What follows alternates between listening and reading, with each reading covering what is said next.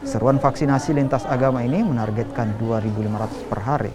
Selain di Makassar, vaksinasi lintas agama yang digelar pengurus wilayah Muhammadiyah ini juga digelar di 3 kabupaten di Sulawesi Selatan. Hingga saat ini berdasarkan data dari pemerintah Provinsi Sulawesi Selatan, warga yang telah menerima vaksin tahap kedua di Sulawesi Selatan baru 20% dari 7 juta penduduk. Polda Sulawesi Selatan bersama-sama dengan Muhammadiyah Sulawesi Selatan.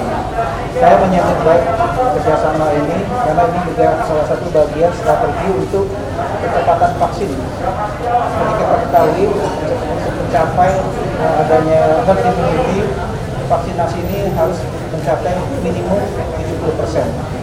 Saat ini untuk Sulawesi Selatan baru vaksin pertama baru mencapai 18%, artinya masih jauh. Kita harus gerakkan dengan seluruh elemen.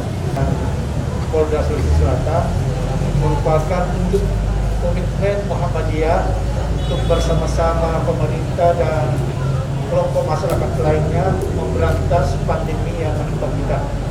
Seperti yang kita ketahui bahwa komitmen Muhammadiyah itu sudah ditunjukkan secara nasional sejak awal dari pandemi ini.